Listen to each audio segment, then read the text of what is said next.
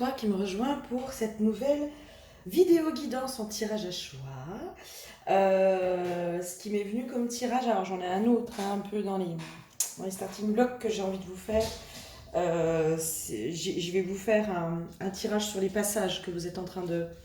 Voilà, quel passage vous êtes en train de traverser, pourquoi, qu'est-ce qui en ressort, etc. D'ailleurs, c'était celui que je comptais faire là. Et en fait, ce qui m'est venu, c'est non, il faut faire pourquoi tu es attiré toujours par le même profil de personnes. Homme, femme, peu importe.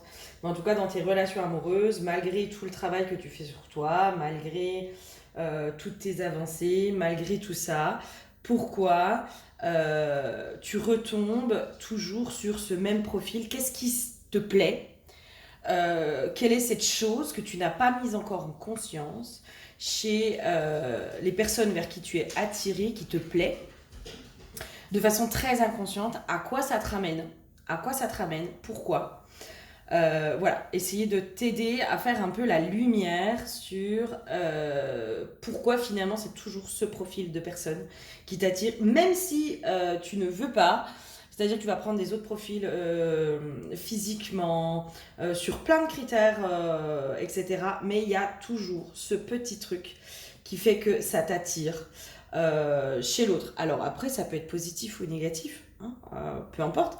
Mais en tout cas, qu'est-ce que c'est cette petite étincelle, ce petit truc qui fait que tu es attiré par toujours le même profil de personne? Voilà. On va aller voir ça. On va aller voir ça. Pour une guidance ou un soin chamanique, vous n'hésitez pas, vous prenez rendez-vous directement sur mon site internet. C'est avec grand plaisir que je vous accompagnerai sur votre chemin. Bienvenue aux nouveaux abonnés. Merci pour vos commentaires. Merci pour voilà, vos partages, vos likes, pour tout ça. Ça fait toujours chaud au cœur de vous lire, de voir vos retours, de ressentir votre soutien aussi. Ça fait du bien. Voilà. Et quoi d'autre? Eh ben, c'est tout. C'est tout. Allez, on va aller voir. Alors, le tas numéro 1, j'ai eu envie de vous mettre des pierres aujourd'hui.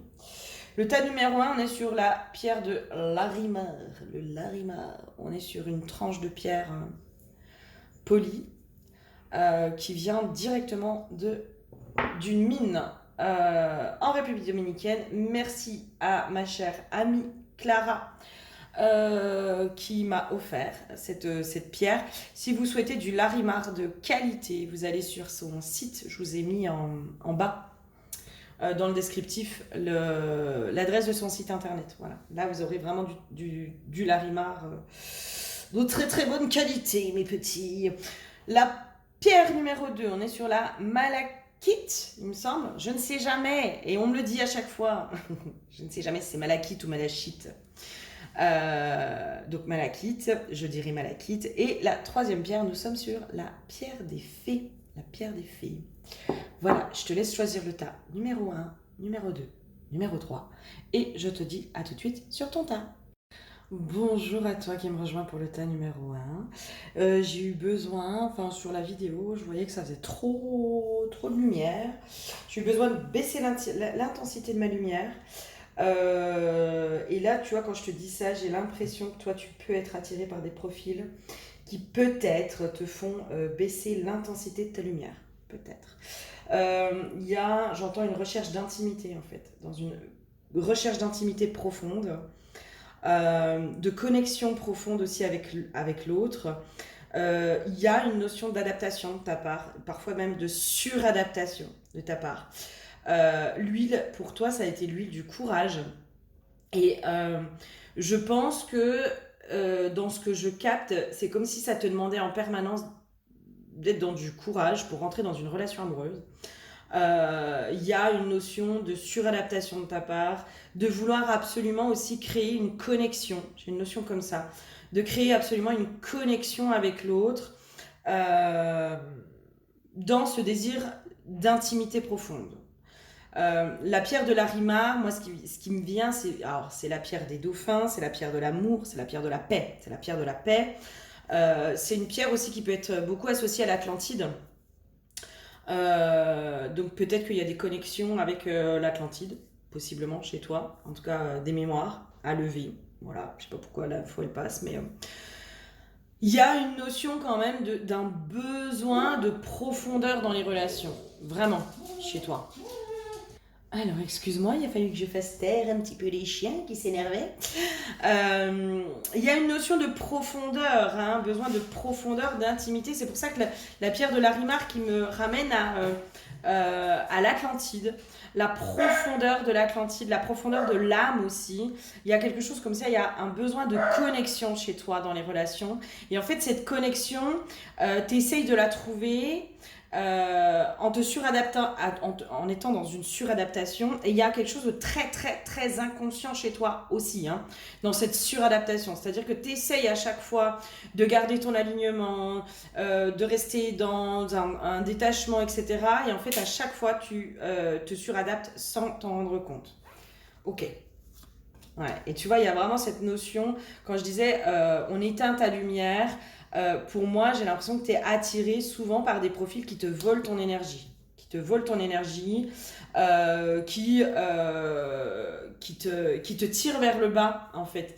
Qui te tirent vers le bas. Moi, je pense que tu es lumineuse sans t'en rendre compte. C'est comme si moi, je voyais quelqu'un qui était lumineux, en fait, mais qui mettait cette lumière sous des couches et des couches et des couches. Alors peut-être que tu es en surpoids, peut-être. On montre aussi quelqu'un qui peut être en surpoids. Peut-être que je vois quelqu'un qui est souvent habillé en noir aussi. Qui cache sa lumière en fait, qui cache sa lumière, qui a peur elle-même de sa propre lumière et qui n'a pas du tout conscience de sa propre lumière. Euh, et en fait, c'est comme si tu veux, tu essayais dans cette... Et c'est pour ça que ça demande du courage, hein. Pour moi, dans tes relations, ça te demande du courage. Parce que tu essaies toujours de te mettre au niveau de la personne en face de toi. Mais du coup, tu baisses ta lumière, tu baisses ton intensité. C'est comme si... j'ai une notion aussi, comme si tu avais peur en laissant jaillir pleinement cette lumière, tu avais peur de ne plus être accessible pour l'homme. J'ai une notion comme ça qui vient aussi pour toi. Ok. En tout cas, là, c'est ce qui me vient. Ou pour l'homme ou pour la femme, hein, peu importe. Hein. Mais voilà, c'est ce qui me vient. Il y a une notion de faire taire cette femme sage à l'intérieur de toi, de faire taire ta puissance, c'est comme si j'avais quelqu'un qui était indépendant, une femme indépendante. J'ai une notion aussi qui pense qu'elle a besoin de l'autre, mais c'est un leurre. C'est un leurre. Et qui a peur, en fait, dans cette peur. C'est comme si tu avais tellement peur d'être seule. J'ai une notion comme ça, en fait, qui me vient. C'est tu as tellement peur d'être seule que tu baisses ta lumière pour pouvoir entre guillemets attirer l'autre dans tes filets, en tout cas pour pouvoir être en couple. Et c'est pour ça que tu tombes en permanence, pour moi, sur des personnes qui possiblement te vampirisent, ne t'aident pas à t'élever. J'ai une notion aussi avec l'huile du courage, ça te demande du courage à chaque fois pour te relever après tes relations. Tu vois, ça te demande à chaque fois du courage pour remonter la pente, pour te reconnecter à ta lumière. C'est comme si cette lumière, tu pouvais y avoir accès que en étant seul. J'ai une notion comme ça. Le chien qui valide. Hein. C'est drôle, hein, comme les chiens valident quand je dis certaines choses. C'est vraiment mes guides, mes équipiers. Petite dédicace à une de mes consoeurs qui me dit toujours comment vont les équipiers. Donc il y a quelque chose comme ça en fait, c'est comme si tu pensais que cette lumière elle peut jaillir que dans la solitude. Et c'est pour ça que j'ai aussi cette notion du noir qui peut faire référence à la solitude, au deuil, tu vois, la perte d'un être cher. Dans la perte d'un être cher, j'ai cette notion aussi, c'est pour pouvoir avoir l'amour, il faut que je perde une partie de mon essence. J'ai une notion comme ça, une partie de moi. Je ne peux pas être pleinement moi dans la relation amoureuse. La seule abondance que je peux trouver, c'est en étant seule. Donc pour moi, il y a vraiment quelque chose qui se joue à cet endroit-là chez toi, ok ? On va aller voir si on a d'autres infos, mais je pense que, voilà, si déjà tu te reconnais dans ces énergies-là, voilà. J'ai le terme nostalgie, l'impression aussi de finir vieille fille ou vieux garçon. C'est comme si tu n'arrivais pas à te projeter dans une vie de famille. Il y a une notion de célibat qui est hyper enracinée en toi. Il y a, à mon avis, des croyances très limitantes sur le fait que si tu es seule, en fait, en gros, c'est comme si tu ne méritais pas l'amour. Et dans les croyances autour de la spiritualité qui sont véhiculées, qui, pour moi, voilà, peuvent nous mettre encore dans des cases et nous mettre dans une forme d'erreur, entre guillemets. Hein. En tout cas, moi, aujourd'hui, ça vibre plus du tout pour moi. Voilà. J'y ai cru pendant un temps et puis en fait, aujourd'hui, j'ai ouvert les yeux. Je me suis déshypnotisée de certaines informations. Dans les informations, c'est en gros, tu pourras pas trouver quelqu'un tant que tu n'auras pas guéri, quoi. Tu vois. Et pour moi, ça, c'est du bullshit. Hein. Vraiment. Moi, j'ai autour de moi, j'ai une copine d'ailleurs en exemple, hein, qui a pu être dans la dépendance affective, qui est hyper heureuse en couple. Elle n'a pas forcément réglé ses problèmes et pour autant elle est très heureuse et son mari est très heureux avec elle. Tu vois. Voilà. Il y a une notion aussi de travailler l'attachement. C'est comme si toi tu travaillais beaucoup sur le fait de ne pas être attaché. Il y a peut-être un travail sur la dépendance affective et une non-acceptation de ta propre dépendance affective. Et c'est comme s'il y avait un truc de mais peut-être que tu peux être hyper heureuse dans ta propre dépendance affective et c'est ok. Et c'est ok. C'est juste avoir conscience que là, c'est pas pour moi, c'est pas la dépendance affective le problème. Pour moi, c'est pas ça. Hein. C'est comme si tu étais focalisé sur la dépendance affective alors que la dépendance affective, c'est pas ça le problème. Voilà. Là, pour moi, c'est pas ça. Pour moi, c'est pas ça. Voilà. Donc, parce que si vraiment, moi quand j'entends dépendance affective, j'entends quelqu'un qui est incapable d'être célibataire. Quand j'entends ça, hein, quelqu'un qui a une vraie dépendance affective, la vraie dépendance affective, c'est quelqu'un qui n'est pas capable d'être seul. D'accord ? Toi, en l'occurrence, dans ce que je capte comme info, c'est que tu as cette capacité d'être seul. Et au contraire, en fait, tu arrives à être aligné, à être en paix, à être aussi dans l'expansion de ta lumière quand tu es seul. Donc, c'est pas de la dépendance affective chez toi. C'est pas ça le problème. Ok. Je vais faire une pause, je vais enlever les cartes, puis on va aller voir ce qui se passe dans le profil en face de ce que tu captes, en fait, Pour moi, là, il y a un truc qu'il faut que tu remettes au conscient de ce que tu captes en face de toi qui te plaît, en fait, qui t'attire, d'accord ? Mais voilà, on va aller voir. Alors, petit changement de carte. Alors, pour moi, là, j'ai posé la question, en gros, qu'est-ce qui t'attire en face ? Tu vois, dans ces profils où tu es obligé de baisser ta propre lumière pour pouvoir être en relation. Alors déjà, moi, dans les premiers trucs qui viennent, c'est, tu vois, en fait, chez les personnes chez qui tu es attiré, tu vois la lumière et la profondeur derrière les souffrances, en fait. Et c'est ça que tu captes, en fait. C'est cette profondeur de l'être. C'est comme si on montrait, en fait, tu vois les blessures, et c'est comme si ces blessures ouvraient la porte de la profondeur de l'être. Tu vois, et toi, c'est ça que tu es en train de capter dans tes relations. C'est par le biais des blessures, tu vois.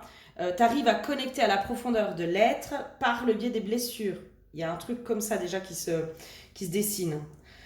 Tu vois le potentiel, hein, de toute façon. Pour moi, dans les personnes que tu côtoies, c'est comme si tu voyais le potentiel derrière les blessures. Parce que là, toi, j'ai la carte du fin de cycle et le potentiel exacerbé, mais c'est ce potentiel derrière tes propres blessures. Et en même temps, je te ramène à toi où tu caches ta propre lumière parce que tu as peur que ta propre lumière te rende seul, tu vois, te fasse être seul.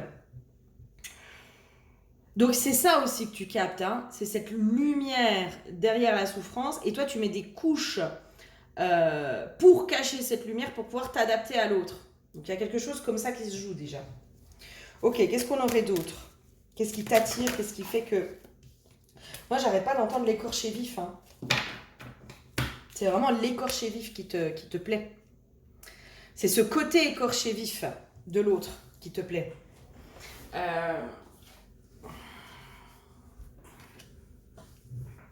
C'est ce côté écorché vif qui plaît chez l'autre. Pourquoi ? Pourquoi? Il y a une espèce de communication, en fait. C'est comme si tu arrivais à capter le cœur de l'autre dans ses blessures. Tu vois, tu arrives à le comprendre à travers ses blessures. Il y a une forte empathie, en fait. Il y a une notion comme ça de... Tu te prends d'affection pour ces personnes qui sont en souffrance, hein, qui sont pour moi des écorchés vifs ou des écorchés vives. Peu importe, hein, vous adaptez. Tu te prends d'affection parce qu'en fait, tu captes l'émotion qu'ils ressentent en fait, et tu as une forte empathie. Il y a une très très forte empathie, il y a une forte connexion qui te ramène à l'autre, ok? D'accord? Ça te ramène à quoi qui est à l'intérieur de toi ou qui t'appartient? Tu vois? C'est qu'il y a forcément quelque chose qui t'appartient qui est complètement inconscient. C'est quoi l'inconscient là qui se cache derrière? C'est quoi qui t'appartient? C'est quoi ce truc inconscient derrière? J'aimerais bien avoir l'info. Oh, il y a une carte qui est... Elle est sortie, elle n'est pas sortie, elle s'est retournée, elle ne s'est pas retournée. On ne sait pas trop. Non, bah, j'ai cru. Non. Oh, coquine. Non, elle ne s'est pas retournée. C'est quoi l'inconscient qui est derrière?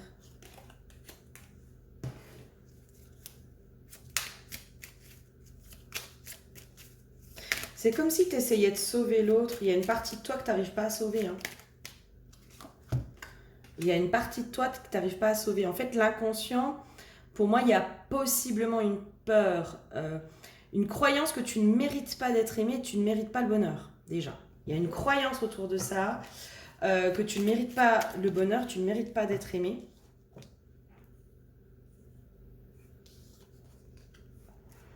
Quand je te parle de ça, moi j'ai un lien avec le père. Donc voilà, il y a possiblement quelque chose en lien avec le père. Il y a une notion de réparation aussi. Quand je te parle du père, c'est comme si tu essayais de réparer ton propre père à travers ces hommes. C'est la petite fille aussi. Hein. C'est la petite fille. Puisqu'elle n'a pas réussi à sauver son père dans la souffrance qu'elle a captée de lui, elle a capté, hein, les enfants ressentent, d'accord? Les enfants, ils ressentent, ils sont hyper intuitifs, ils ressentent les choses, sauf qu'ils ne mettent pas de mots, ils ressentent tout ce qui est langage non verbal, ils ressentent les émotions, ils ressentent toutes ces choses-là, sauf qu'ils n'arrivent pas à l'intégrer, à l'analyser, hein, comme des adultes, ils arrivent pas, ils le vivent avec des yeux d'enfant, avec un émotionnel d'enfant, avec parfois une non-dissociation, hein, parce que l'enfant, je crois que c'est jusqu'à 3 ans, ne se dissocie pas de ses parents, ne se rend pas compte qu'il est une... Je crois que c'est jusqu'à 3 ans, mais possiblement avant, j'ai plus les âges en tête. L'enfant, à un moment donné, comprend, hein, qu'il ait une identité à part entière de ses parents, sauf que tout ce temps qu'il a passé, il a capté, il a cru qu'il était le prolongement de sa mère et de son père, d'accord, de sa figure d'attachement aussi. De ses figures d'attachement, parce qu'il n'y en a pas qu'une, il y en a plusieurs, et notamment, il y a les parents. Normalement. Après, ça peut être les professeurs, ça peut être les nounous, ça peut être plein de choses, hein, des figures d'attachement. Ce ne sont pas que les parents. Mais l'enfant pense qu'il est le prolongement de ça. Et c'est comme si là, dans ce prolongement, il y avait la captation de la souffrance et limite presque la prise de responsabilité, de je suis responsable de te sauver, de te rendre heureux, de tout ça, de tout ça, de tout ça. Donc il y a quelque chose, à mon avis, qui se joue à cet endroit-là, hein, à comprendre que dans le profil que tu vas rechercher, c'est possiblement ce père, cette souffrance que tu as captée dans l'être de ton père, dans l'énergie de ton père, ou de ta mère, peu importe. Tu essaies de voir sur quels parents ça te parle. Moi, j'ai l'énergie du père, mais ça peut être la mère. Hein. Tu as capté cette énergie de souffrance à l'enfance, et c'est comme si tu t'étais... l'enfant, hein, le petit, pense qu'il est responsable aussi de cette souffrance et donc il doit réparer quelque chose. Et en fait, tu essayes de réparer ces personnes avec qui tu es en couple dans un esprit de réparation de ce truc que tu as capté chez tes parents. Je sais pas si je suis claire. Ça peut paraître perché. Je suis pas psy, hein, donc forcément c'est pas expliqué comme l'expliquerait aussi bien qu'un psychologue. Mais voilà, je pense que l'essentiel est dedans, hein. L'essentiel est dedans. Et ça, c'est quelque chose, en fait, tant que tu n'as pas remis au conscient ça, c'est ce qui fait que tu es toujours attiré par ces mêmes profils de personnes, en fait. C'est comprendre que tu n'as pas à réparer ton parent. Tu n'as pas à réparer qui que ce soit, en fait. La seule personne que tu as à réparer, éventuellement, c'est toi. Mais c'est tout. Et il y a, tu vois, l'impuissance. Cette impuissance, en fait, c'est comme si tu te mettais dans cette impuissance de sauver l'autre. Il y a vraiment ce sentiment d'impuissance. Et donc, je récupère ma puissance en sécurité. Je ne peux plus supporter l'abus. Je récupère ma puissance en sécurité. Mais c'est parce que tu te sens impuissante, peut-être face à ta propre souffrance, face à la souffrance aussi de tes parents que tu as capté, que tu as absorbé. Tu vois, c'est comme si tu avais absorbé cette souffrance-là dans cette empathie, hein, dans cette connexion aussi à l'enfance entre le parent et l'enfant. Et l'enfant est impuissant en fait face à la souffrance de ses parents. Il est complètement impuissant, d'ailleurs c'est pas son rôle. Hein. Ce n'est certainement pas le rôle de l'enfant de réparer ses parents. Quoi. Hein. C'est pas... voilà. Là c'est comme s'il fallait que tu ailles redonner. Alors, je t'invite à faire ce rituel éventuellement. Tu vas prendre un objet qui va symboliser cette souffrance, tu vois, cette noirceur, cette souffrance qui appartient donc soit à ton père, soit à ta mère, pourquoi pas aux deux. Tu vas poser un objet devant toi aussi qui va symboliser l'énergie du père et un objet qui va symboliser l'énergie de la mère ou l'un ou l'autre, peu importe. Et tu vas redonner cette souffrance à ton père en disant « Je suis la petite, tu es le grand ». C'est-à-dire que c'est pas à moi, l'enfant, de porter cette souffrance. Je l'ai absorbée. Peut-être que aussi on te l'a fait porter. Hein. J'entends, pour certains, il y a une sorte d'accusation. En gros, c'est de votre faute. Je vous donne juste l'exemple de on est restés ensemble à cause des enfants. Vous vous rendez compte de la souffrance qu'on fait porter aux gosses, quoi. C'est de votre faute. Hein. Si papa et maman sont pas heureux, c'est de votre faute. C'est parce que vous êtes là. Vous seriez pas là, papa et maman, ils seraient plus ensemble. Mais c'est horrible, hein. C'est horrible. Peut-être que tu as vécu ça, tu vois, aussi ça. Et bien là, tu vas aller redonner ça. Non, en fait, moi, je suis pas responsable de ça, quoi. Je suis pas responsable de l'échec de votre couple. Je suis pas responsable de ce que vous avez vécu. Je suis pas responsable de vos non-choix aussi. Je suis pas responsable de votre manque de courage. Et là, il faut redonner à des parents ce qui leur appartient, quoi. L'échec de leur couple, tu n'en es pas responsable. Leur tristesse dans leur couple, parce que vous étiez là, ça a été leur choix. Et tu n'as pas à porter ce choix-là.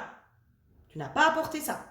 Et là, c'est comme si toi, tu portais du coup tes partenaires dans ce sentiment de réparation. Il y a un truc qui se joue de « je veux réparer » la souffrance que j'ai causée presque, tu vois, de par ma naissance, de par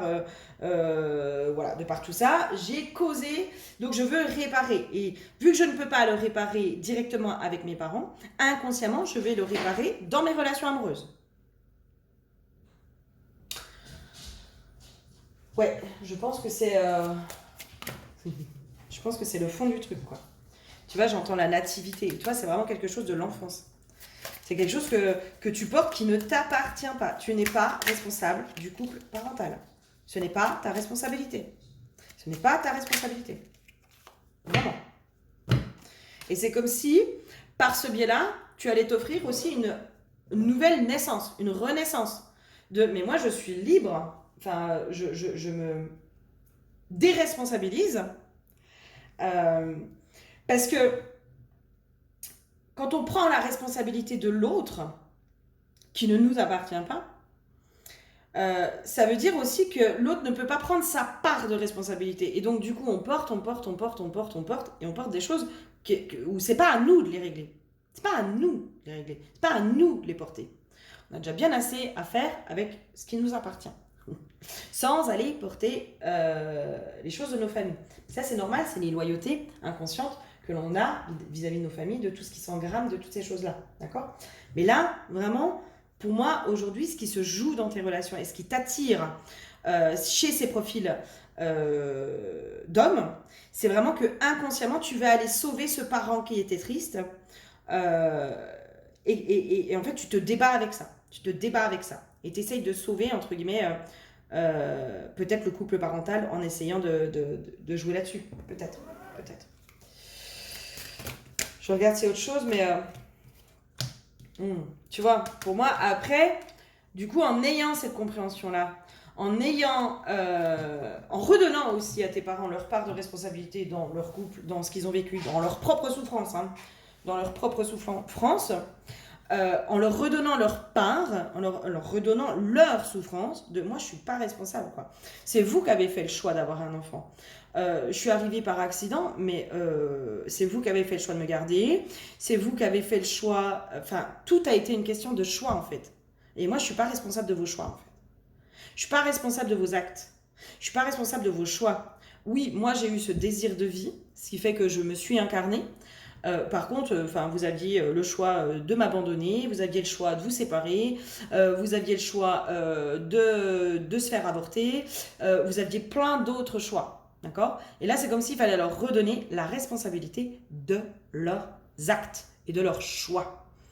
Et en leur redonnant ça, tu prends toi aussi la responsabilité de tes actes, de tes choix. Et donc, du coup, tu peux aller vers beaucoup plus de lumière et plus d'abondance dans tes relations. C'est comme si tu allais pouvoir être attiré vers autre chose. Voilà. J'espère que ça t'aura parlé, aidé surtout aidé. Je sens que j'ai pas plus de messages. Je vais faire en fonction des messages de ce que j'ai. Là, je sens que j'ai pas plus d'infos pour toi. Je pense qu'on a déjà mis le doigt sur une prise de conscience qui peut être quand même assez importante. J'espère vraiment que ça t'aura parlé. N'hésite pas à me laisser un petit commentaire avec le numéro du tas que vous avez choisi, parce que des fois, voilà, alors, si tu veux évidemment. Mais des fois, je me souviens plus de ce que j'ai dit dans Mita. C'est comme après les guidances, je ne me souviens pas. Je te fais plein de gros bisous et je souhaite vraiment que cette vidéo ait pu t'aider à libérer ce qu'il y avait à libérer. Je te fais des bisous. Bonjour à toi qui me rejoins pour le tas numéro 2. Tas numéro 2, l'huile pour toi, c'est l'huile de la circulation. La malachite. Là, pour moi, elle est associée vraiment à l'abondance, à peut-être l'argent aussi. Il y a une notion d'argent. Je sais pas pourquoi, j'ai la notion d'argent pour toi. Et la circulation, je sens qu'il y a quelque chose qui a du mal à circuler, ou il y a une énergie d'argent, de vie, peut-être qui circule pas, qui circule pas correctement à l'intérieur de toi. Voilà, on va aller voir au niveau des profils, au niveau de ce qui se dit. Il y a une notion de alors, j'ai beaucoup l'injustice qui revient. Moi, dans ce qui me vient aussi dans les profils, il y a une notion de trahison, alors possiblement d'infidélité. C'est comme si tu étais toujours guidé vers des personnes qui sont infidèles. Dans la notion de circulation, d'argent, la malachite, l'énergie de vie, etc. C'est comme si tu n'arrivais pas à ancrer pleinement dans la matière le couple, la fidélité, quelque chose de juste, quelque chose de loyal, quelque chose de bien rangé, etc. etc. Moi, on me montre quelque chose de toujours un peu décousu, tu vois. Voilà, ok. Qu'est-ce qu'il y aurait d'autre pour toi ? Il y a une notion de jeu, c'est comme si on jouait beaucoup avec toi. Tu as l'impression qu'on joue avec toi. D'ailleurs, que tes partenaires jouent avec toi. J'ai une notion on joue à te faire tourner en bourrique. C'est possible qu'on te fasse souvent des promesses d'engagement, de machin, de trucs. Peut-être on te promet la fidélité, on te promet tout ça, et en fait, il n'y a rien derrière. Il y a souvent une notion de trahison chez toi. Moi, je sens beaucoup l'injustice et la trahison. Chez toi, dans tes partenaires, en fait. Tu vois, j'ai la trahison qui sort. J'ai beaucoup ça. Et peut-être que tu es beaucoup attiré par quelque chose de superficiel, de bling bling, par les apparences, j'entends. Tu vois, j'ai la carte de l'argent. Hein. J'ai la carte de l'argent. Alors peut-être que tu es attiré par, souvent par des hommes d'une classe sociale supérieure, j'entends. J'ai une notion comme ça aussi pour certains. attiré par des hommes d'une classe sociale supérieure. Il y a dans la notion de beauté avec la carte ennemie, moi ça vient vraiment me dire aussi ce côté, les apparences sont trompeuses. Peut-être que tu te bases un peu trop sur du physique, peut-être, hein. Peut-être qu'il y a le physique qui passe en premier et que tu tombes amoureux ou amoureuse d'un corps, et qu'après peut-être tu te forces, tu vois, tu te forces à aimer, peut-être, il y a peut-être quelque chose comme ça. Il y a quelque chose de très superficiel, en fait, qui fait que tu n'arrives pas à aller dans les profondeurs de la relation, et possiblement dans tes propres profondeurs aussi, hein. Ok, qu'est-ce qu'on aurait d'autre pour toi? Qu'est-ce qui se passe dans tes relations, dans tes partenaires, dans...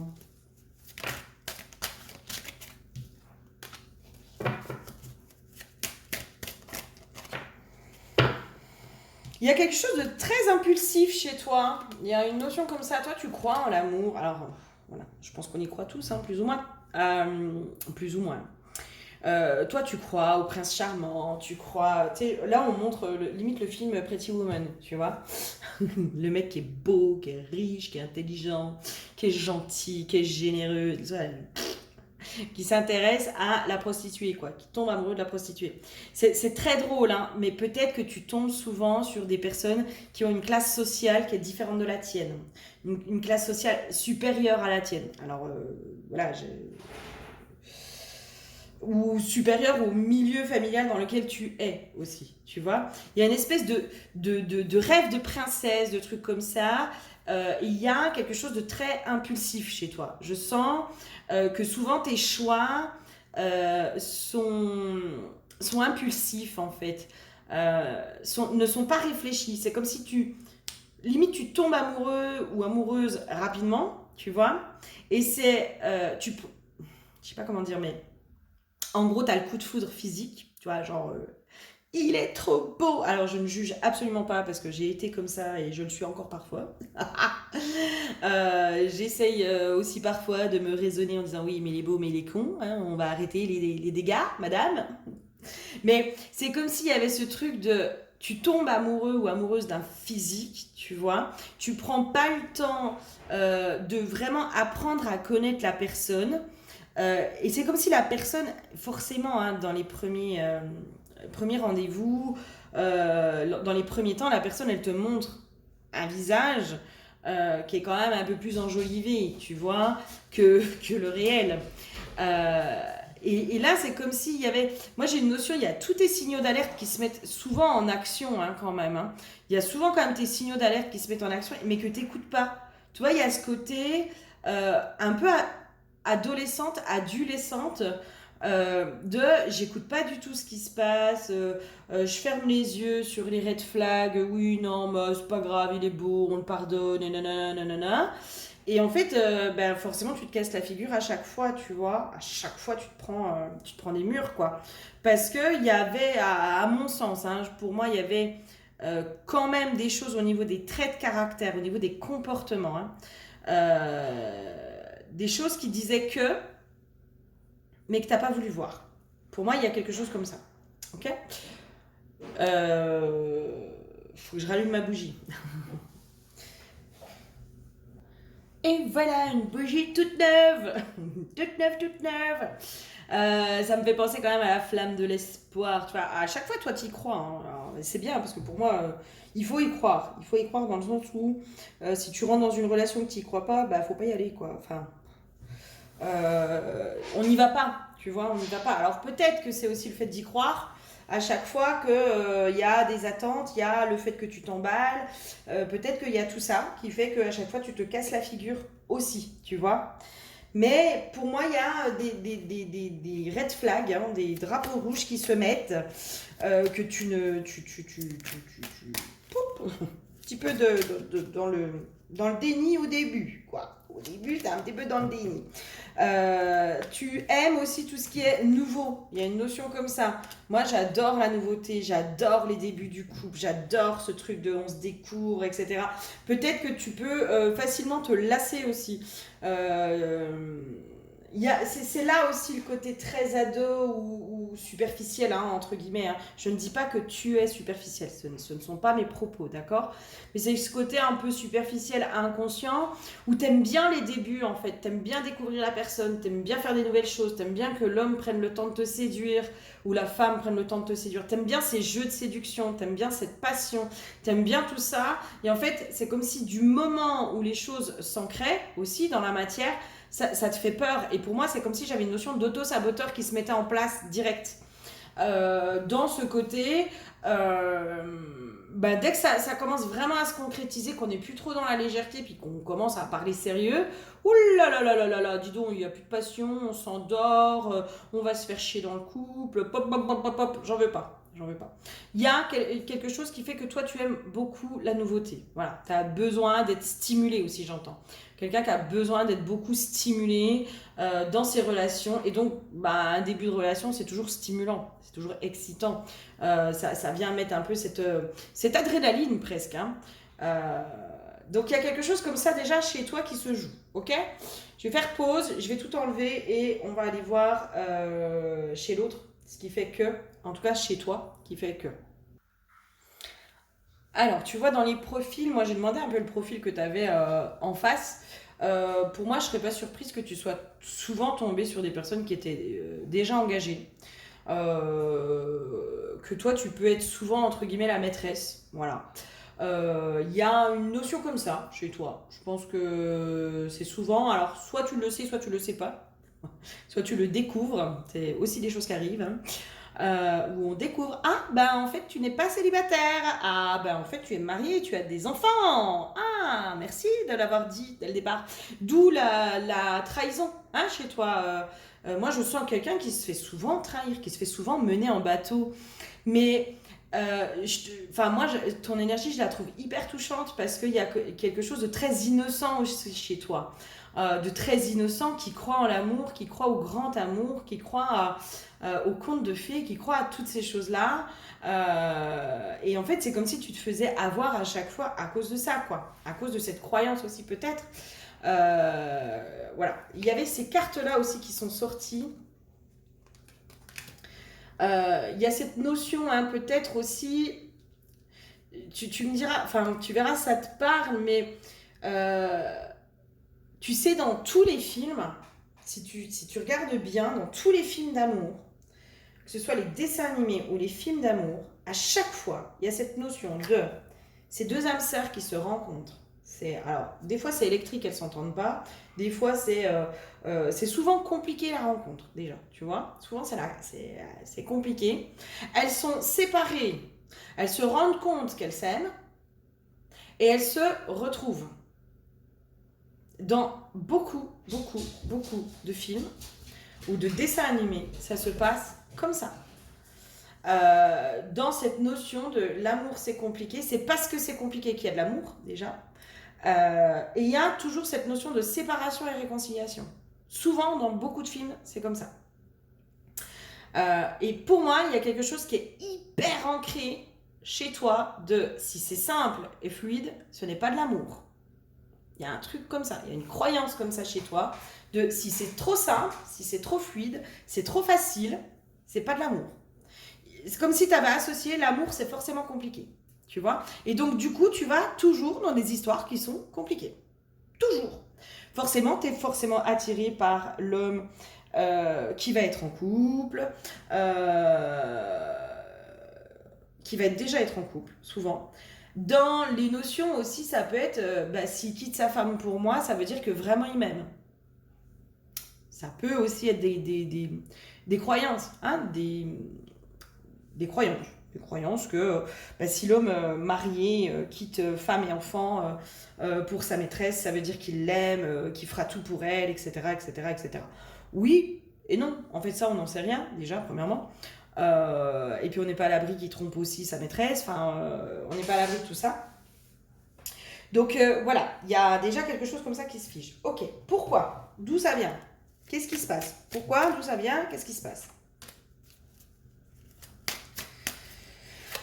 Il y a possiblement peut-être un système familial, un schéma familial Il y a une notion comme ça. Pour certains, je parlais aussi de quelqu'un qui était attiré par des hommes qui ont de l'argent, alors peut-être de façon hyper inconsciente. C'est comme si inconsciemment tu voulais te sortir aussi de ton milieu familial. Voilà. Faire progresser ton milieu familial. Et là, on me ramène aussi alors, à des croyances, encore une fois, hein, que souvent la femme cherche un milieu cherche un partenaire qui est d'un milieu social beaucoup plus élevé que le sien. Chez toi, c'est comme s'il y avait beaucoup de programmation, en fait, beaucoup de croyances, de programmation qui t'enferment dans des schémas qui peuvent être un peu souffrants, quoi. Ok, qu'est-ce qu'il y aurait d'autre là qu'est-ce qui se joue chez toi? Pourquoi tu es toujours attiré vers les mêmes profils?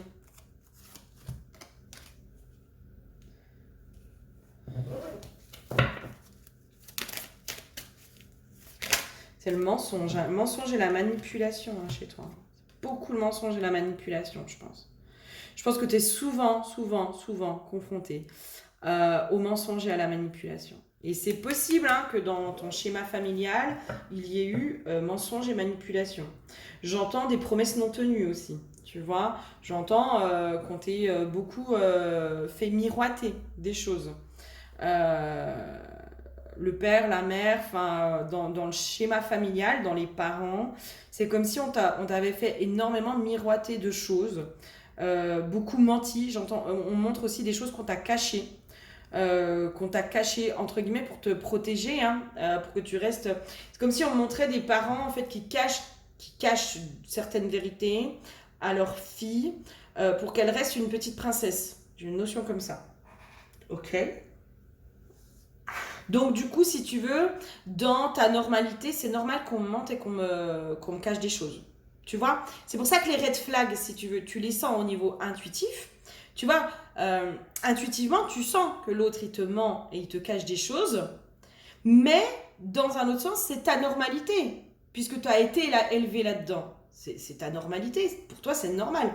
Les gens qui te cachent des choses et qui te mentent, c'est parce qu'ils t'aiment. C'est pour te protéger. Tu vois, il y a quelque chose comme ça, déjà, qui s'est associé.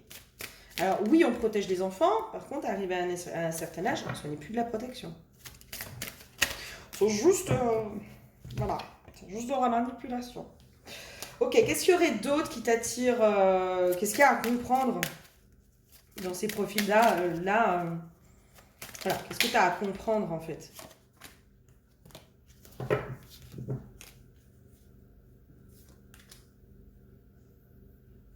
C'est comme si on t'emmenait aussi à dépasser l'ego hein, par tes relations en fait. Je pense que tes relations en ce moment, enfin tes relations amoureuses qui sont entre guillemets superficielles, entre guillemets. Entre guillemets, on va pas dans la profondeur, on va pas ancrer les choses. Je pense que même au niveau des conversations, j'ai cette notion on reste, tu vois, on va pas parler de nos émotions, on va pas parler de projets, on reste vraiment juste, c'est pour le fun quoi. Tu vois, c'est genre on s'amuse sans prise. Tu sais, moi ça me fait rire. Hein. Enfin, ça me fait rire. En même temps, c'est drôle et c'est pas drôle, mais c'est un peu courant aujourd'hui de toutes ces personnes qui disent relation sans prise de tête. Voilà. Pour moi, ça en dit long. Hein. Relation sans prise de tête, ça en dit très très long. Mais bon. Voilà, après chacun met ce qu'il veut derrière les mots, mais voilà. Et ben toi c'est un peu ça, c'est la légèreté, le machin, le truc. Il y a peut-être une peur aussi d'aller vraiment dans tes propres émotions, dans tes propres profondeurs. C'est comme si là aujourd'hui dans tes relations on te pousse aussi hein, à dépasser le truc un peu de entre guillemets de l'ego, du superficiel pour rentrer. En fait, tu sais, j'avais le terme adolescente. Je crois que c'est avec toi que j'avais le terme adolescente. Pour moi, là, on essaye de te faire passer de l'adolescente à la femme, quoi. À la femme qui s'affirme, qui se positionne, qui dit non, qui va jusqu'au bout des choses aussi, qui en fait, avec son flair, sent qu'il y a quelque chose sur laquelle on lui ment, qui va jusqu'au bout, qui va découvrir la vérité. Pour passer peut-être aussi après au cap de moi, tu sais, je sens que tu me mens, c'est bon, je coupe court à la conversation. Quand tu seras honnête et sincère, tu reviendras. Et encore que, parce que pour moi, c'est fini. Si tu me mens une fois, c'est fini. Mais comme je te dis, chez toi, le mensonge et ça a été un peu un système familial, hein, un peu un système d'éducation. Euh, voilà. Ok. Je pense que tu tombes aussi beaucoup sur des profils de personnes qui sont très adolescentes, tu vois. C'est comme s'il y avait deux parts. Mais avec toi, ils vivent aussi ce côté adolescent, tu vois. Genre, tu leur fais du bien que là-dedans, en fait. Voilà. Je pense que t'es drôle, t'es légère, voilà, t'es fun. T'es fun. Sauf qu'à un moment donné, le fun, ça suffit pas. Il y a une notion aussi de triangulaire. Il y a toujours besoin d'une triangulaire dans tes relations. C'est comme si toi, dans ta conception, il faut une triangulaire. Donc il faut une tierce personne. Ok. Ça vient d'où ça? C'est pour ça que tu prends toujours des hommes qui sont déjà engagés, je pense. Et que tu te voiles la face peut-être au début et que tu es toujours engagé, t'es toujours attiré par des hommes qui sont déjà engagés en fait. Pour moi, il y a un besoin de triangulaire à chaque fois. Inconsciemment, hein. Elle vient d'où cette triangulaire? C'est quoi cette triangulaire? Alors, est-ce que justement, toi, on t'a caché des choses dans le fait qu'on t'ait caché des choses? Peut-être que tu sentais qu'il y avait un de tes parents qui était infidèle, tu vois? Et la triangulaire, elle s'est jouée à cet endroit-là. Tu vois, il y a une notion comme ça, peut-être pour certains. En tout cas, il y avait peut-être déjà une triangulaire dans le système familial. Peut-être que dans la triangulaire aussi, c'est la triangulaire, le triangle de Karpman qui s'est joué entre tes parents et toi, bourreau, sauveur, victime. Et que, en gros, je te donne un schéma qui pourrait être assez récurrent, c'est-à-dire le père, le bourreau, la mère, la victime, l'enfant, le sauveur, quoi. Tu vois, il y a peut-être une triangulaire qui s'est jouée comme ça à chaque fois, et où finalement tu finis bourreau parce que papa et maman, ils ont leur propre triangle de Karpman à jouer, mais que toi, enfin voilà, dans le triangle de Karpman, on n'est pas que le sauveur, on est le bourreau, on est la victime, enfin, on fait partie du triangle, quoi. Donc il y a peut-être quelque chose comme ça aussi qui s'est joué dans le couple parental et sur lequel toi tu es encore rattaché et que tu rejoues en permanence. C'est pour ça qu'il y a toujours de la tierce. C'est pour ça qu'il y a toujours une troisième personne ou qu'il y a toujours une troisième énergie qui fait que le couple il peut pas se faire. Et en même temps, je pense que s'il y avait ce schéma-là chez tes parents, le couple ne pouvait pas être couple, puisque toi, tu étais au milieu, tu étais aussi l'objet, hein, prise entre deux, et que le couple ne pouvait se faire qu'avec cet objet, et à la fois ne pouvait pas se faire. Enfin, il y a quelque chose comme ça, qui peut se jouer. Ok. Donc il y aurait quelque chose comme ça hein, chez toi, à aller vraiment débloquer, à aller comprendre aussi, hein, dans cette triangulaire, dans ce mensonge, dans toutes ces choses-là, quoi. À les lever. Alors après, voilà, hein, ça c'est des trucs, ça reste du général, on ne peut pas aller plus... Enfin, je pense que c'est déjà quand même malgré tout assez riche dans ce que je propose de façon générale. Après, on ne peut pas aller libérer comme on pourrait aller libérer en guidance ou en soins chamaniques. C'est évident, discernement, mes petits discernements. Ok, qu'est-ce qu'il y aurait d'autre? Qu'est-ce qu'il y aurait d'autre éventuellement à mettre au conscient pour toi, là, pour t'aider voilà, à comprendre ce qui se joue?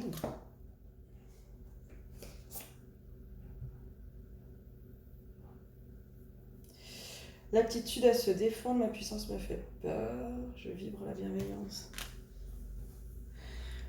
L'aptitude à se défendre, ma puissance me fait peur, je vibre la bienveillance. Peut-être, hein, pour moi, il y a possiblement aussi une petite fille qui a été protégée.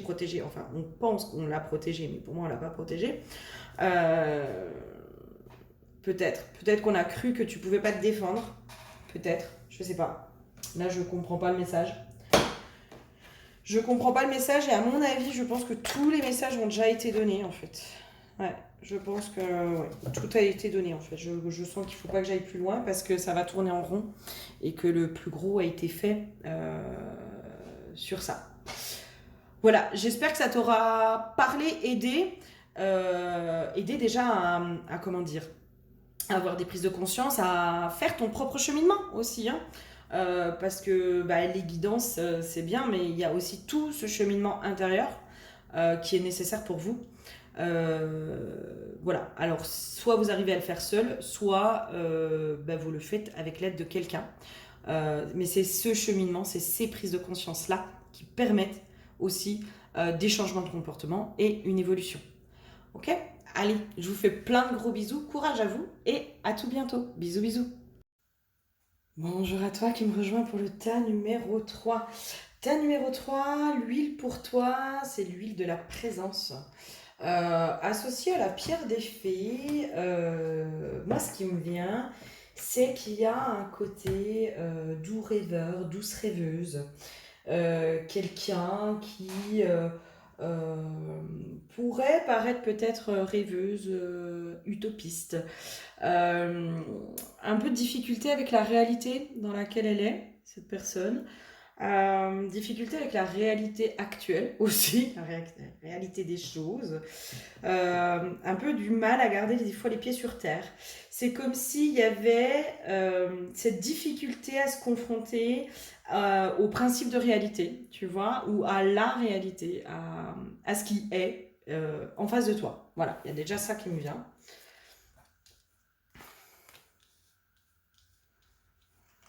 J'ai vraiment l'énergie de la fée, moi, avec la pierre des fées. J'ai vraiment l'énergie des fées, quoi. J'ai vraiment cette énergie très de fée.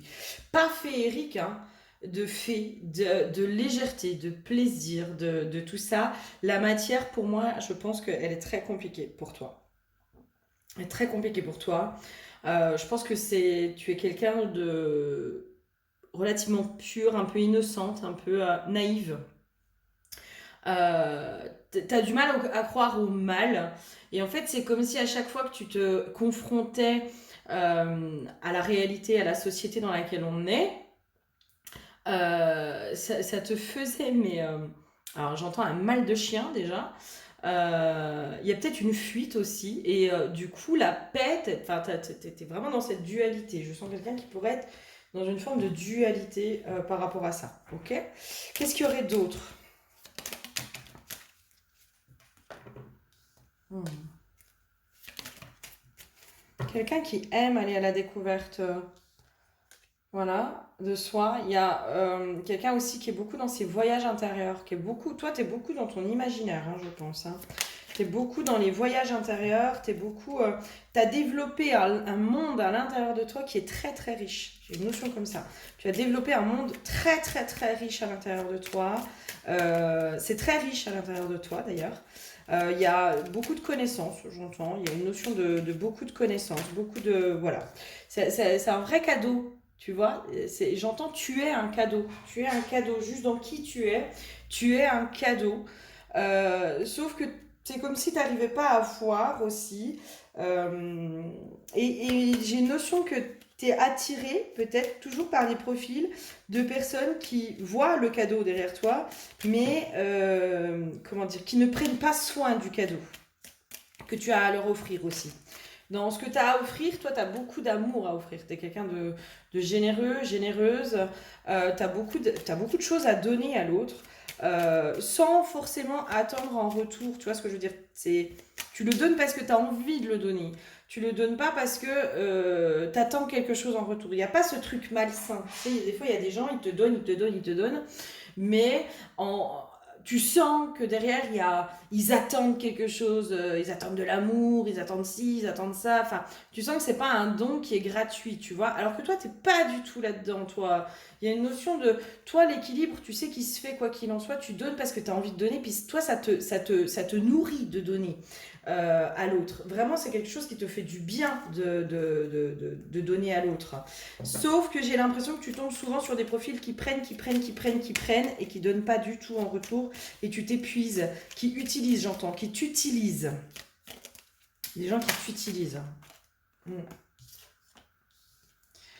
Il y a une notion de discernement chez toi. C'est quoi ça? C'est comme si on t'apprenait à ne pas toujours donner à tout le monde. Il y a une notion comme ça aussi, toi. Il y a Je pense que tu t'es pris pas mal de claques et c'est comme si on te disait mais arrête de donner à tout le monde. Des fois tu t'épuises aussi à donner parce que même si toi ça te fait du bien de donner, c'est pas juste, c'est pas ok qu'on t'utilise. C'est pas forcément très juste pour toi. C'est comme si on me donnait, toi à chaque fois que tu pars en quête amoureuse, à chaque fois tu as plusieurs profils qui se présentent à toi. Euh, et, et, euh, et je sais pas comment dire, mais c'est comme si tu savais que tu faisais une erreur à chaque fois. Chaque fois, tu sais que tu choisis le mauvais gars. Chaque fois. Tu sais très bien que quand tu en as deux devant toi, tu vas forcément choisir le mauvais gars. Forcément. C'est assez drôle. C'est comme si tu étais toujours attiré par la mauvaise personne. Toujours. Enfin, la mauvaise personne. Je me comprends, hein. Mais du coup, cette personne qui te ralentit, qui te pompe ton énergie, qui te met dans du conflit intérieur, qui te déséquilibre, voilà, qui vraiment te tire vers le bas, quoi. Te correspond pas. Te correspond pas. Il y a une notion, c'est comme si le gentil gars, t'avais aussi peur de t'ennuyer. J'ai une notion comme ça aussi. J'ai peur de m'ennuyer avec le gentil gars. Tu vois, en gros, t'as le gentil garçon et le bad boy. Bah, toi, tu vas toujours choisir le bad boy parce que t'as l'impression, t'as peur qu'avec le gentil garçon, tu vas t'ennuyer. Tu vois. Et du coup, en fait, tu sais à chaque fois que tu vas en souffrir hein, de choisir le mauvais gars. Mais j'entends, mais c'est plus fort que toi. C'est plus fort que toi. Tu ne peux pas faire autrement que de choisir le bad boys. Il y a un truc, c'est le bad boys qui t'attire, quoi. Le gentil gars, il est fade. Il est fade, t'as peur de t'ennuyer, toi. Mais en fait, il y a un monde qui est tellement riche à l'intérieur de toi. Je pense que toi, tu te fais des scénarios déjà de fou. Dans ta tête, il y a beaucoup de monde. Bienvenue au club. Bienvenue au club. Moi, souvent, je dis que dans ma tête, c'est la plus grande discothèque du monde. Tellement il y a de monde dans ma tête. C'est pour rire, hein, mais voilà, ne me faites pas enfermer, s'il vous plaît. Mais toi, c'est riche à l'intérieur de toi. Vraiment, il y a une richesse à l'intérieur de toi. Tu t'ennuies pas, toi. Tout seul ou toute seule avec toi, tu te fais pas chier. Enfin, il y a tellement de monde dans ta tête. Je me comprends, en fait. Hein, c'est riche. Vraiment, il y a quelque chose de très, très, très riche à l'intérieur de toi. Et c'est comme si, quand tu tombes sur un gentil garçon, alors qui va t'apporter, c'est comme si toi, t'aimais bien la difficulté, t'aimais bien le conflit, t'aimais bien tout ça, parce que ça te stimule, tu vois. Toi, t'as besoin de quelqu'un qui te stimule mentalement. Si c'est trop facile, si en gros, si on se pose pas 10 000 questions à la minute, bah t'es pas habitué à ça, tu vois. Il y a un truc comme ça. Il y a un truc comme ça de je suis pas habituée à ça. Je suis pas habituée aux choses simples. C'est déjà très compliqué dans ma tête, donc voilà. Et il y a cette notion, tu as tellement peur de t'ennuyer dans tes relations que du coup, tu choisis finalement des gars compliqués, des relations compliquées, par peur de t'ennuyer dans tes relations. Vraiment. Hein. Mais du coup, tu en souffres. Tu en souffres quand même souvent. Il y a une notion de toi, t'aimes bien te poser des questions, tu vois. Et parfois des questions peut-être inutiles. Il y a une intelligence chez toi qui a vraiment besoin d'être mise à bon escient, en fait. C'est comme si cette créativité, cette richesse intérieure, elle a besoin d'être matérialisée quelque part, mais pas dans tes relations amoureuses. Voilà.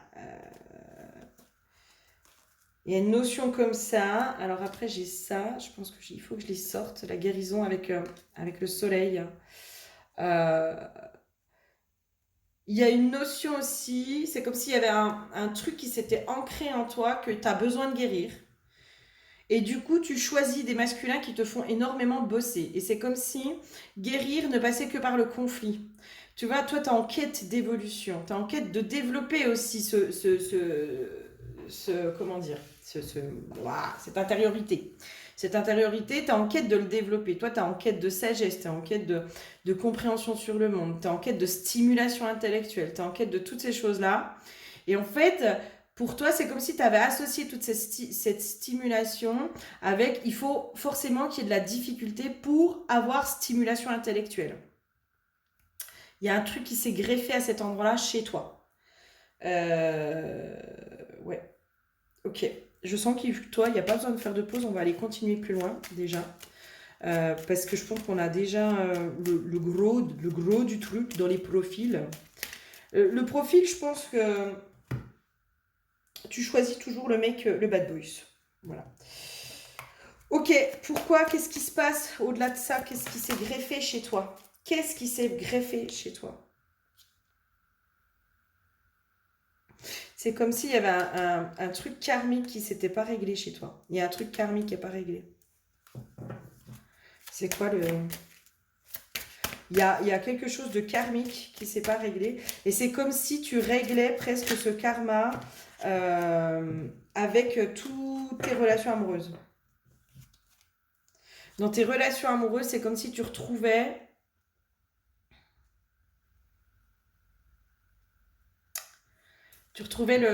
En fait, tu rejoues toujours le même karma de l'histoire compliquée, du bad boys, possiblement que tu essayes de sauver. Ah. C'est comme si moi j'avais l'info de pardonne-toi de ne pas avoir pu sauver. Euh, Il y a une relation. Il y a une personne que tu as aimée euh, profondément, que tu n'as pas pu sauver, entre guillemets, hein, que ton amour n'a pas pu sauver. Pardonne-toi de ne pas avoir pu sauver les gens que tu aimais. Et pardonne-toi de ne pas pouvoir sauver les gens que tu aimes. Ce n'est pas ton rôle en même temps. Tu vois, il y a peut-être un truc de la sauveuse chez toi hein, qui est très inconscient et qui s'est bien greffé dans tes relations amoureuses, je pense. Je pense que dans tes relations amoureuses, il y a beaucoup ce triangle de la sauveuse et la sauveuse qui est attirée par la victime. Ouais, et c'est toujours ça que tu vois en fait. C'est toujours ce côté sauveuse. Euh, et c'est comme si tu avais associé le gentil garçon au sauveur et toi tu veux pas de sauveur, surtout pas. Surtout pas. Ok.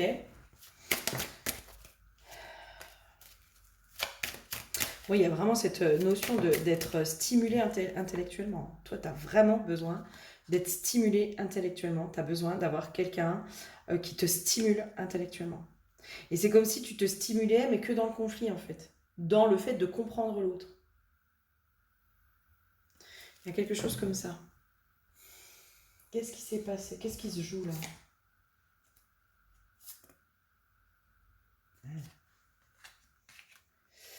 Je peux porter pour toi. C'est comme si, oui, il y avait ce truc. Et pour moi, c'est ça, en fait, ce truc karmique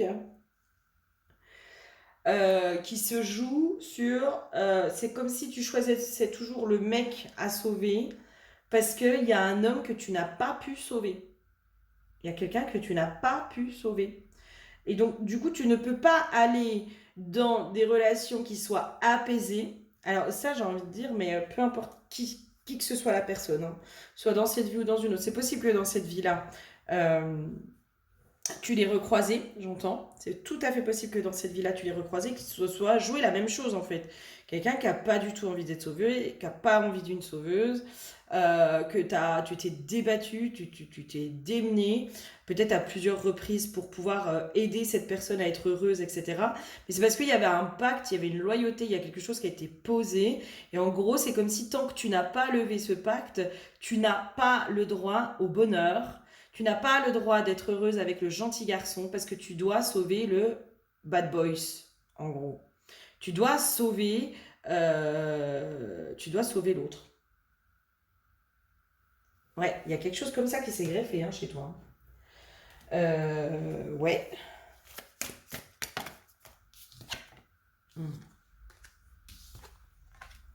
Et c'est comme si il y a quelque chose qui s'est greffé aussi sur pour me connaître, pour évoluer, pour avancer, pour tout ça, je suis obligée de passer par la souffrance et le chaos. C'est comme si vraiment l'histoire avec le gentil garçon, t'as une croyance qui s'est greffée sur le gentil garçon ne peut pas me faire évoluer en fait. Je ne peux évoluer que par la souffrance. Il y a j'entends, il y a une autopunition. Hein. Il y a une notion d'autopunition quand même dans tes relations. Je n'ai pas le droit d'être heureuse.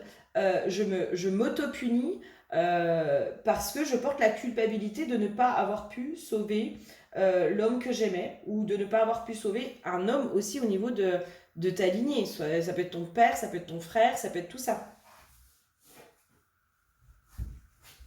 Tu vois, il y a quelque chose comme ça qui s'est greffé quand même chez toi. Hein. Et du coup, tu vas choisir à chaque fois le bad boys parce que dans l'énergie, tu penses, tu vois, tu captes hein, ces personnes qui sont un peu qui sont à la même fréquence en fait, qui sont à la même fréquence que cette personne que tu n'as pas pu sauver. Elles vibrent à la même fréquence. Énergétiquement, elles vibrent à la même fréquence que ces personnes-là. Et vu que tu ne peux pas sauver la personne que tu aimes, ben, tu essayes de sauver les autres. Il y a quelque chose comme ça qui s'est greffé. Il y a peut-être le syndrome de la sauveuse aussi, qui est transmis un peu de génération en génération, de mère en fille. Tu vois? Il y a peut-être aussi ça. Hein. C'est tout à fait possible. Et peut-être que tu as absorbé, alors ça, si c'est ça, hein, si ce truc de la sauveuse, ça te parle au niveau de tes parents et au niveau de ta mère, redonne le rôle de sauveuse à ta mère. Hein. Redonne-lui son rôle. Ce n'est plus le tien. Ce n'est plus le tien. Et c'est comme si peut-être inconsciemment, elle t'a fait croire, ta maman, que l'amour c'était compliqué, l'amour c'était dans le conflit. Il y a des croyances là, elle est libérée par rapport à ça. Puis qu'en gros, peut-être qu'elle t'a fait porter aussi le fait de sauver ton mari. Tu vois? Il y a quelque chose qui a été absorbé là-dedans. Pour moi, voilà. Ouais, il y a quelque chose à cet endroit-là hein, qui s'est greffé vraiment hein, chez toi. Avec vraiment la croyance que l'amour est compliqué. Et puis que forcément, la femme, elle est obligée de sauver l'homme. Elle est obligée de se sacrifier. Elle est obligée de souffrir. Pour être aimée aussi, j'entends. Elle est obligée de souffrir pour être aimée.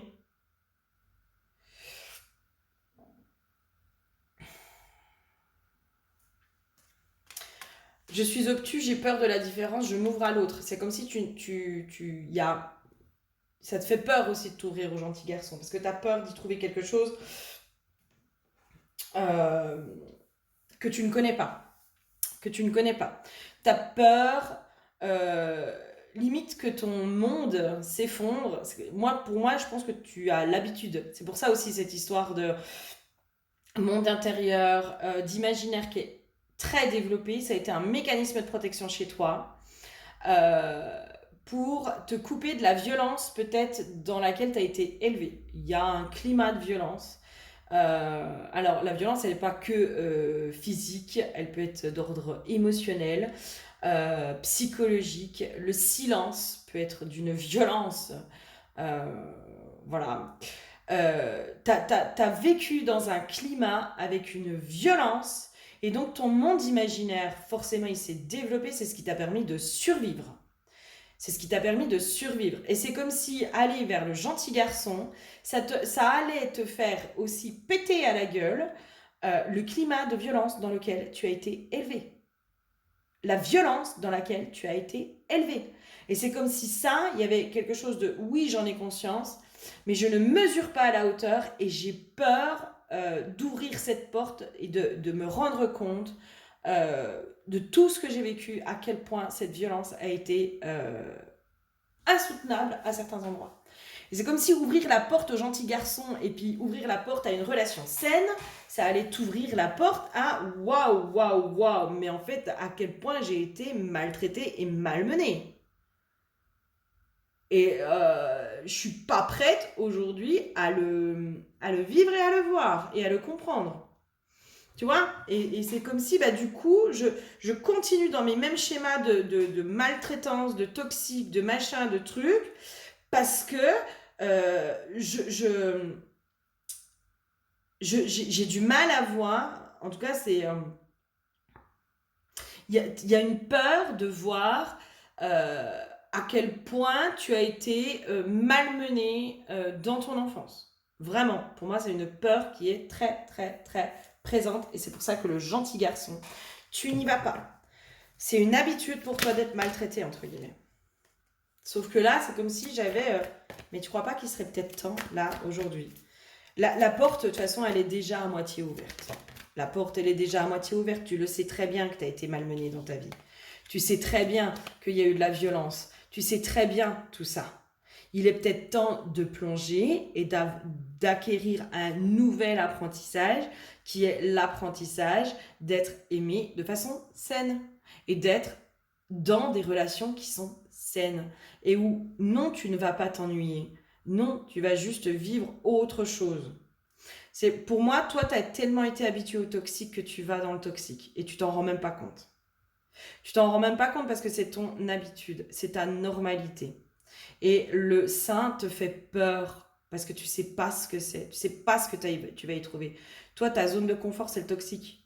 Donc forcément, quelqu'un qui est gentil, qui est sain, tu vas pas y aller. Puisque ça te fait peur, c'est de l'inconnu. Qu'est-ce que je vais y trouver? Qu'est-ce que je vais y trouver? C'est quelque chose que je ne connais pas. Que je ne connais pas. Je ne sais pas ce que c'est que d'être traité de façon saine. Donc forcément, forcément. Mais là, j'ai ce truc chez toi. Là, ça y est, il est temps maintenant. Il est temps. Il est temps pour toi de quitter tes schémas toxiques, de prendre conscience que oui, tu as vécu beaucoup de violence, voilà. Il est temps de fermer la porte au toxique. Voilà. Il y a une notion comme ça. Il est temps aujourd'hui de fermer la porte au toxique, définitivement, et d'ouvrir la porte pleinement aux relations saines. Complètement. Ouais. Et la richesse, tu la trouveras aussi dans des relations saines. Il y a une notion comme ça. Hein. La richesse, tu vas aussi la trouver dans des relations saines. Ne t'inquiète pas, puisque la richesse, ce n'est pas le toxique qui amène de la richesse, c'est la relation, enfin, c'est l'autre. Et cette richesse, elle est déjà à l'intérieur de toi, en fait. C'est-à-dire que tu sois dans une relation simple ou compliquée, de toute façon, tu vas te poser 10 000 questions. Et de toute façon, tu as ce besoin de, comment dire, de stimulation intellectuelle. Donc, cette stimulation intellectuelle, tu vas pouvoir la trouver aussi dans des débats, dans des échanges, mais dans des choses qui sont saines aussi. Et puis, tu vas peut-être pouvoir la trouver ailleurs, en développant ta créativité dans d'autres endroits, en fait. Ok? Voilà, j'espère avoir pu t'aider et dégrossir un peu ce qui se passe. Je te fais plein de gros bisous et je te dis à très bientôt. Bisous, bisous.